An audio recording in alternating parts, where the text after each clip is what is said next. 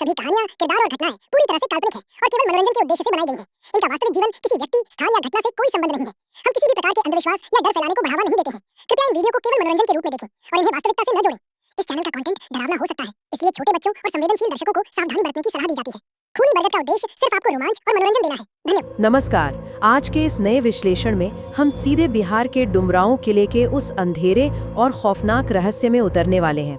वहाँ के लोकल लोगों की माने तो सूरज ढलने के बाद उस किले में जिंदा लोगों से ज्यादा परछाइयां घूमती हैं। तो चलिए बिना किसी देरी के इस रहस्यमयी दुनिया में चलते हैं और समझते हैं कि आखिर उन दीवारों के पीछे क्या छिपा है।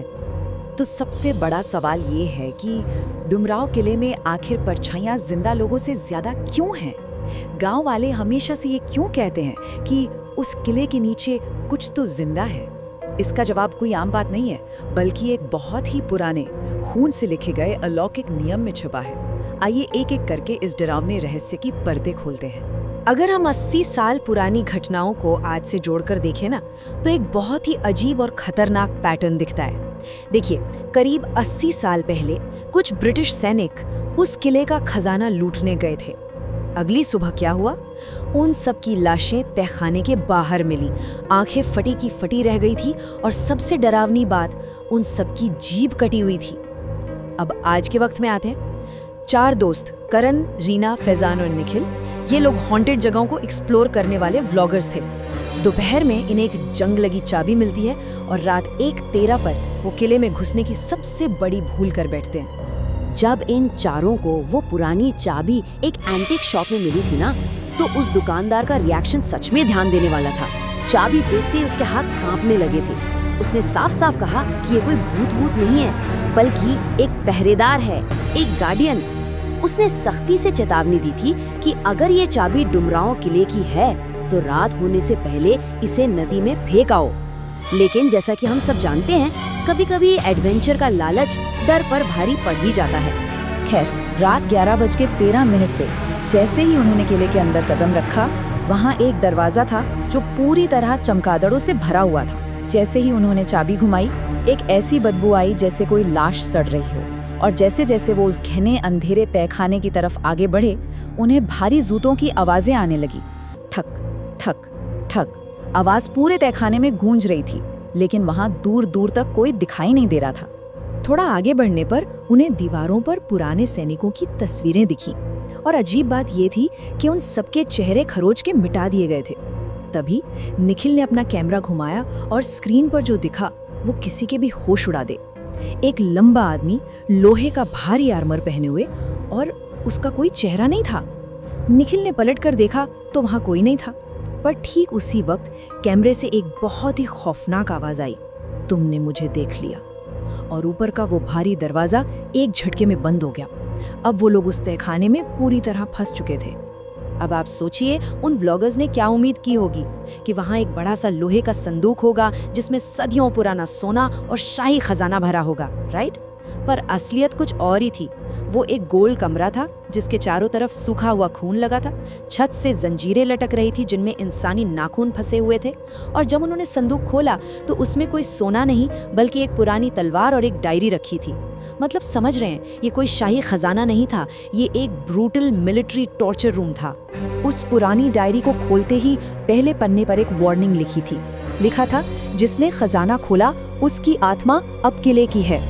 और जैसे ही ये नियम उन्होंने पढ़ा, वहाँ का पूरा माहौल ही बदल गया। कमरे में रखी मोमबत्तियां अचानक अपने आप जल उठीं और वो लटकती हुई खूनी जंजीरें जोर जोर से हिलने लगीं। डायरी के उस पुराने नियम ने वहाँ एक तरह का सुपरनैचुरल लॉकडाउन ट्रिगर कर दिया था। और फिर वो जानलेवा नियम पूरी तरह से एक्टिव हो गया। देखते ही देखते फैजान हवा में ऊपर उठने लगा, जैसे किसी अदृश्य ताकत ने उसका गला पकड़ रखा हो। वो हवा में तड़प रहा था और अगले ही पल उसकी गर्दन पूरी तरह से उल्टी दिशा में घूम गई। उसकी लाश जमीन पर गिरी और इसके तुरंत बाद कमरे के एक कोने में उड़ती हुई धूल से एक अजीब सा डरावना आकार बनने लगा। वो धूल से बनी एंटिटी आखिर थी क्या? उसका रूप लिटरली रोंगटे खड़े कर देने वाला था। उसने एक भारी लोहे का कवच पहना था, हाथ में एक लंबी तलवार थी और उसके कदम इतने भारी थे कि जमीन कांप रही थी। पर सबसे डरावनी बात जानते हैं क्या थी? उसका कोई चेहरा था ही नहीं, चेहरे की जगह सिर्फ एक काला घना अंधेरा था, एक शून्य, और उस अंधेरे के अंदर सैकड़ों आंखें एक एक करके खुल रही थी। ये कोई भटकती हुई आत्मा नहीं लग रही थी, ये एक बेहद आक्रामक गार्डियन था। इस एंटिटी के हमला करने का तरीका सच में दिमाग हिला देने वाला था।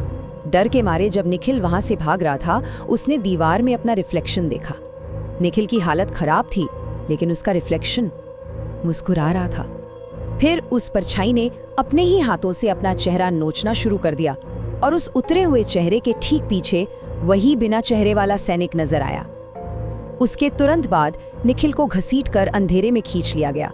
जमीन पर सिर्फ और सिर्फ उसकी उंगलियों की खरोच के निशान बचे थे। तो अब सवाल उठता है कि ये सब शुरू कहाँ से हुआ? ये श्राप आखिर है क्या? डायरी के पन्ने इस गार्डियन की एक बहुत ही डार्क सच्चाई बताते हैं। असल में एक राजा ने अपने सबसे वफादार सैनिक को आसानी से मरने नहीं दिया। उसने एक काले जादू वाले अनुष्ठान के जरिए उस सैनिक की आत्मा को इस मिलिट्री खजाने के साथ, मेरा मतलब है उस पुरानी तलवार के साथ, हमेशा के लिए बांध दिया। ये एक श्रापित वफादारी थी, मौत के बाद की एक ऐसी ड्यूटी जो कभी खत्म नहीं हो सकती। अब हम इस पूरे विश्लेषण के सबसे मेन और मिस्टीरियस सवाल पर आते हैं। आखिर ये आत्मा इंसानों के चेहरे क्यों चुराती है? इसका अपना कोई चेहरा नहीं है, ये हम जानते हैं, पर ये इतने ब्रूटल तरीके से हमला क्यों करता है? अगर हम इसका लॉजिक समझ गए तो इस प्राचीन श्राप की पूरी सुपरनैचुरल और साइकोलॉजिकल गहराई समझ में आ जाएगी। करण ने जब डायरी का आखिरी पन्ना पढ़ा तो उसे एग्जैक्टली यही सच्चाई पता चली। ये आत्मा हर उस इंसान का चेहरा चुरा लेती है जो इस खजाने को देखने की गलती करता है। वो उन चेहरों को अपने उस खाली अंधेरे हिस्से की जगह लगा लेता है। और अब आपको समझ आया कि उन पुरानी तस्वीरों में सैनिकों के चेहरे क्यों खरोचे हुए थे?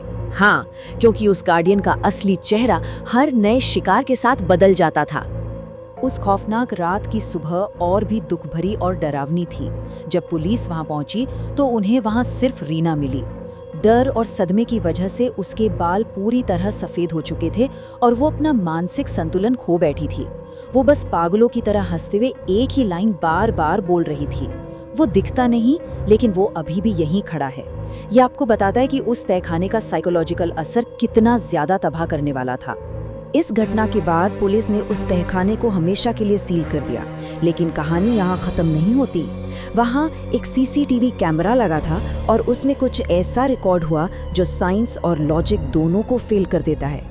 उस फुटेज में वो बिना चेहरे वाला सैनिक धीरे धीरे कैमरे की तरफ बढ़ रहा था और उसके ठीक पीछे 3 ताजे कटे हुए चेहरे हवा में लटक रहे थे। और जानते हैं वो चेहरे किसके थे? करण, फैजान और निखिल के। ये डिजिटल रिकॉर्डिंग उस डायरी की एक एक लाइन का खौफनाक सबूत थी। वो सीसीटीवी फुटेज अचानक कट हो गई थी, पर रिकॉर्डिंग के आखिरी 2 सेकंड में मॉनिटर की स्क्रीन पर खून से लिखा हुआ एक मैसेज फ्लैश हुआ, अगला कौन? ये सिर्फ डुमरांव किले की कोई लोकल कहानी नहीं है दोस्तों, ये एक ऐसी हकीकत है जो आज भी उन बंद दीवारों के पीछे सांस ले रही है। क्या पता वो पहरेदार आज भी अपने अगले नए चेहरे का इंतजार कर रहा हो। इसी सवाल के साथ हम आज का ये डीप डाइव यहीं खत्म करते हैं। इस रहस्यमयी सफर में हमारे साथ जुड़े रहने के लिए बहुत बहुत शुक्रिया।